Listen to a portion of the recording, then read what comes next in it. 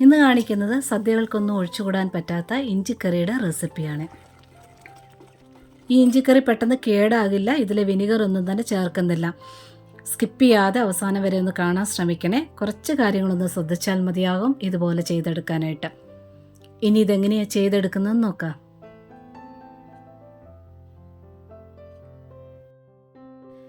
ഞാനിവിടെ 350 ഗ്രാം ഇഞ്ചി എടുത്തിട്ടുണ്ട്.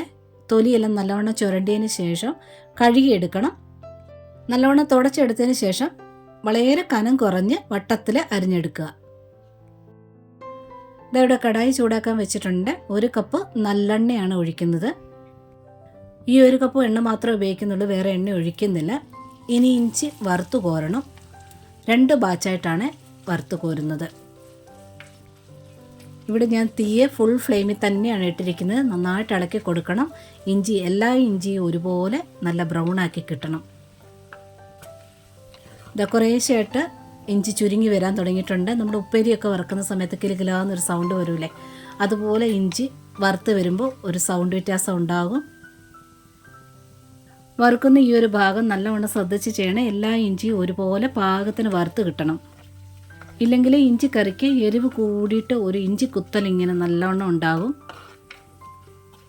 ഇഞ്ചി വട്ടത്തിലല്ലേ കട്ട് ചെയ്തിരിക്കുന്നത്. ഓരോ വട്ടത്തിൻ്റെ നടുഭാഗത്ത് ഇങ്ങനെ വെള്ളയായിട്ട് കാണരുത്. വെള്ളയായിട്ട് കണ്ടിട്ടുണ്ടെങ്കിൽ ശരിക്കും അത് വറുത്തിട്ടില്ലെന്നർത്ഥം. ഇതിപ്പോൾ കണ്ട പാകത്തിനായിട്ടുണ്ട്. ഇതിനി ഒന്ന് കോരി മാറ്റി വയ്ക്കാം. ഇതിൽ കൂടുതലായാൽ ഇനി കരിഞ്ഞു പോകും. തീ കുറച്ച് വെച്ചിട്ട് പെട്ടെന്ന് കോരി മാറ്റണം. ഇഞ്ചി ഒരു ടിഷ്യൂ പേപ്പറിനകത്തോട്ട് വാരി വയ്ക്കുന്നതാണ് നല്ലത്. എണ്ണ വലിഞ്ഞിട്ടുണ്ടെന്നുണ്ടെങ്കിൽ മിക്സിയുടെ ജാറിൻ്റെ സൈഡിലൊന്നും ഒട്ടാതെ ഒരുപോലെ പെട്ടെന്ന് പൊടിഞ്ഞു കിട്ടും. ഇനി രണ്ടാമത്തെ ബാച്ചും അതുപോലെ തന്നെ ഫ്രൈ ചെയ്തെടുക്കുകയാണ്. ഇനി ഇതൊന്ന് ആറാൻ വേണ്ടി മാറ്റി വയ്ക്കാം. ഇനി അതേ എണ്ണയിൽ തന്നെ ഒരു 75 ഗ്രാമോളം, അതായത് 1 കപ്പോളം വരുന്നുണ്ട്, ചെറുള്ളിയാണ് കനം കുറഞ്ഞരിഞ്ഞ് അതുകൂടി ഒന്ന് ഫ്രൈ ചെയ്തെടുക്കണം. ഇതിൽ ചെറുള്ളിയാണ് ചേർക്കേണ്ടത്, സവാളയല്ല. ഉള്ളി ഇനി ബ്രൗൺ ആക്കി തന്നെ കിട്ടണം, ഒട്ടും കരിയാതെ കിട്ടണം. ഇളക്കി കൊടുക്കുക നന്നായിട്ട്. ഉള്ളി ഒന്ന് പകുതി വഴന്നു കഴിയുമ്പോഴത്തേന് കുറച്ച് കറിവേപ്പിലൂടെ ചേർക്കാം. ഈ ഉള്ളിയൊക്കെ ചെറുതായിട്ട് ബ്രൗൺ ആക്കിയതിന് ശേഷം ചേർക്കുന്നത് കാരണം ഈ ഇഞ്ചിക്കറി പെട്ടെന്നൊന്നും കേടായി പോവില്ല. ഇത് പാകത്തിന് ആയി വന്നിട്ടുണ്ട്. ഇനി തീ കുറച്ച് വെച്ചിട്ട് പെട്ടെന്ന് തന്നെ ഇത് കോരി മാറ്റണം. കരിഞ്ഞു പോയി കഴിഞ്ഞ് കഴിഞ്ഞാൽ ടേസ്റ്റ് വ്യത്യാസം ഉണ്ടാകും. ഇതെല്ലാം ഇനി വാരി മാറ്റാം. ഇതിനി ടിഷ്യൂ പേപ്പറിനകത്തോട്ട് മാറ്റിയില്ലെങ്കിലും കുഴപ്പമില്ല. ഇതിൻ്റെ ഈ ചൂട് അല്പം ഒന്ന് മാറിക്കോട്ടെ. ഇനി മിക്സിയുടെ ജാർ എടുത്തിട്ടുണ്ട്. ആദ്യം ഇഞ്ചിയാണ് ചേർത്ത് ഒന്ന് പൊടിച്ചെടുക്കണം. ഇഞ്ചി നല്ലവണ്ണം ആറിയിട്ടുകൊണ്ട് എണ്ണ നല്ലവണ്ണം വലിഞ്ഞു വന്നിട്ടുണ്ട്. അതുകൊണ്ട് പെട്ടെന്ന് ഇത് പൊടിഞ്ഞു കിട്ടും.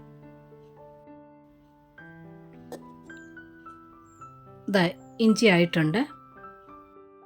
ഇഞ്ചി പാകത്തിന് മൂത്തിട്ടുണ്ടെങ്കിൽ ഇതുപോലെ പൊടിച്ചെടുത്തതിന് ശേഷം നല്ല ബ്രൗൺ കളർ ഇതുപോലെ കിട്ടും. ഇഞ്ചി മൂത്തിട്ടില്ല എന്നുണ്ടെങ്കിൽ പൊടി കണ്ടാലേ അറിയാം, നമുക്കൊരു വെള്ള ചേർന്ന ഒരു ബ്രൗൺ കളറായിരിക്കും കിട്ടുന്നത്. ഇനി ഇതിലോട്ട് ഉള്ളി ചേർക്കാം. ഉള്ളി ഒരുപാട് പൊടിയുണ്ട്, അതുകൊണ്ടാണ് ഇഞ്ചി പൊടിച്ചതിന് ശേഷം ഉള്ളി ചേർക്കുന്നത്. ഉള്ളി ചേർത്തതിന് ശേഷം പൾസ് മോഡിലിട്ടിട്ട് 2 വട്ടി ഒന്ന് കറക്കിയാൽ മാത്രം മതിയാവും. അത്രയും പൊടിഞ്ഞാൽ മതി.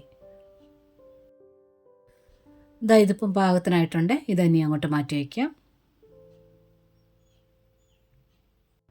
അതേ കടായി വെച്ചിട്ടുണ്ട്. അതേ ബാലൻസ് വന്ന എണ്ണ തന്നെയാണ് എടുക്കുന്നത്. എണ്ണ ചൂടായിട്ടുണ്ട്. കുറച്ച് കടുക് ചേർത്ത് പൊട്ടിച്ചെടുക്കാം. ഇനി കുറേയേറെ വറ്റൽ മുളക് ചേർക്കാം. അത് മുറിച്ചെടുക്കുമ്പോൾ കുറച്ചേറെ കുരു ഇങ്ങനെ വെളി വരുമല്ലോ, അതൊക്കെ അങ്ങ് മാറ്റിയിട്ടുണ്ട്. കുറച്ചേറെ കറിവേപ്പിലൂടെ ചേർക്കാം. ഇനി ഗ്യാസ് ഓഫ് ചെയ്യുക. ഇനി ഒരു 4-5 നുള്ള് കായപ്പൊടി ചേർക്കുക. ചട്ടിയുടെ ആ ചൂട് മതിയാവും. ഇനി പൊടികൾ ചേർക്കാം. 1 ടേബിൾ സ്പൂൺ മല്ലിപ്പൊടി, 2 ടേബിൾ സ്പൂൺ കാശ്മീരി മുളക് പൊടിയാണ് ചേർക്കേണ്ടത്, ഒരൽപ്പം മഞ്ഞൾപ്പൊടി, ഒരു 10 സെക്കൻഡ് നേരത്തോളം നന്നായിട്ട് ഇളക്കി കൊടുക്കുക. തീ ഓഫാണ്, ചട്ടിയുടെ ചൂട് മതി. എരിവുള്ള മുളക് പൊടിയാണ് ഉപയോഗിക്കുന്നെങ്കിൽ കുറച്ച് ഉപയോഗിക്കുക. ഇഞ്ചിക്കറിയാണ്, അപ്പോൾ ഇതും എല്ലാം കൂടി എരിവ് വേണ്ട. ഇനി ഗ്യാസ് ഓണാക്കുക. ഇനി ചെറിയൊരു നാരങ്ങ വലുപ്പത്തിൽ വാളൻപുളി പിഴിഞ്ഞ് വെച്ചിട്ടുണ്ടായിരുന്നു, അതുകൂടി ചേർക്കുക. ഇനി വളരെ കുറച്ച് മാത്രമേ ചേർക്കാവൂ. വറുത്ത് പൊടിച്ച് വെച്ചിരിക്കുന്ന ഉലുവയുടെ പൊടി കൂടുതലാകരുത്, കയ്പ്പ് ടേസ്റ്റ് ഉണ്ടാകും. അതുപോലെ തന്നെ ഒരു ചെറിയ നാരങ്ങ വലുപ്പത്തിലുള്ള ശർക്കരപ്പൊടിയാണ് ചേർക്കുന്നത്. ഇതിൽ കല്ലും കട്ടയൊന്നും ഇല്ലാത്തതുകൊണ്ട് നേരിട്ട് ചേർക്കുകയാണ്. ഇനി നന്നായിട്ടൊന്ന് ഇളക്കിയെടുക്കാം. ശർക്കരയ്ക്കകത്ത് കല്ലൊക്കെ ഉള്ളതാണെന്നുണ്ടെങ്കിൽ അല്പം തിളപ്പിച്ച വെള്ളത്തിനകത്ത് അരിച്ചിട്ട് ഒഴിക്കുക. ഒരു 1.5 ഗ്ലാസോളം വെള്ളം നല്ലവണ്ണം വെട്ടി തിളപ്പിക്കാൻ വെച്ചിട്ടുണ്ടായിരുന്നു. നല്ലവണ്ണം 1 മിനിറ്റ് നേരത്തോളം വെട്ടി തിളയ്ക്കണം. തണുത്തതോ ചൂടോടെ ആയാലും ഒഴിച്ചാൽ മതി. ഡയറക്റ്റ് പച്ചവെള്ളം ഒഴിക്കരുത്. ഇതിനകത്തുനിന്നുള്ള കുറച്ച് വെള്ളം എടുത്തിട്ടാണ് ഞാൻ പുളി കുതിർത്ത് വെച്ചത്. ഇനി പാകത്തിനുള്ള ഉപ്പൂടെ ചേർക്കുക.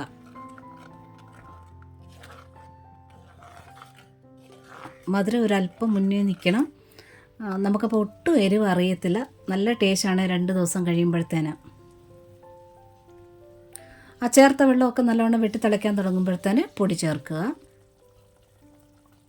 ഈ പൊടി നല്ലവണ്ണം ഒന്ന് തിളയ്ക്കുമ്പോഴത്തേന് നല്ലവണ്ണം കുതിർന്ന് വരും. അതുകൊണ്ട് വെള്ളം കുറച്ച് ഏറെ ഒഴിക്കുന്നത് എപ്പോഴും നല്ലതാണ്. പിന്നെ ചട്ടിയുടെ ചൂട് കൊണ്ടും ഒക്കെ തണുക്കുമ്പോഴത്തേന് കുറച്ചുകൂടെ ഒന്ന് കുറുകി വരും. അപ്പോൾ കുറച്ച് നീട്ടി ഇരുന്നോട്ടെ. ഈ കറി നമ്മൾ ഉടനെ തന്നെ ടേസ്റ്റ് ചെയ്യുകയാണെന്നുണ്ടെങ്കിൽ നമുക്ക് ആ എരിവും ആ ഉലുവയുടെ ആ കയ്പും ഒക്കെ നമുക്ക് അറിയത്തുള്ളൂ. ഇന്നുണ്ടാക്കി നാളത്തേനാണ് ഇതിന് നല്ല ടേസ്റ്റും. കളറൊക്കെ കുറച്ചുകൂടെ ഡാർക്കാവും. എണ്ണയൊക്കെ നല്ലവണ്ണം തെളിയുകയും ചെയ്യും. നല്ലവണ്ണം കഴുകി ഉണങ്ങി വെച്ച് ഗ്ലാസ് ബോട്ടിനകത്ത് സൂക്ഷിക്കണം. പെട്ടെന്ന് തന്നെ എണ്ണ തെളിയും. 1 മിനിറ്റിനുള്ളിൽ തന്നെ എല്ലാം കൂടെ ചേർത്ത് ഇളക്കി എണ്ണയും തെളിഞ്ഞിട്ടുണ്ട്. ഇത്രയേ ഉള്ളൂ. ഗ്യാസ് ഓഫ് ചെയ്തിട്ടുണ്ട്. ഇതുപോലെ കുറച്ച് കാര്യങ്ങളൊക്കെ ശ്രദ്ധിക്കാൻ പറഞ്ഞിട്ടുണ്ട്. ഇത്രയൊക്കെ മതി. നല്ല പെർഫെക്റ്റായിട്ട് നിങ്ങൾക്ക് ചെയ്തെടുക്കാനായിട്ട് പറ്റും. ഇതുപോലെ ഒന്ന് ട്രൈ ചെയ്ത് നോക്കുക. കൂട്ടുകാർക്കൊക്കെ ഷെയർ ചെയ്ത് കൊടുക്കുക. പിന്നെ ഇഷ്ടപ്പെട്ടിട്ടുണ്ടെങ്കിൽ ആ ലൈക്ക് ബട്ടൺ ഒന്ന് ടച്ച് ചെയ്തൊന്ന് സപ്പോർട്ട് ചെയ്തേക്കണേ. സബ്സ്ക്രൈബ് ചെയ്യാതെ കാണുന്നവരുണ്ടെങ്കിൽ ഒന്ന് സബ്സ്ക്രൈബ് കൂടെ ചെയ്തേക്കണേ. നോട്ടിഫിക്കേഷൻ ബെൽ ബട്ടണിലെ ഓൾ ഓപ്ഷൻ ഒന്ന് എനേബിൾ ടിക്കാക്കി ഇടാനും മറക്കരുത്. ഒരുപാട് സ്നേഹത്തോടെ താങ്ക്സ് ഫോർ വാച്ചിങ്.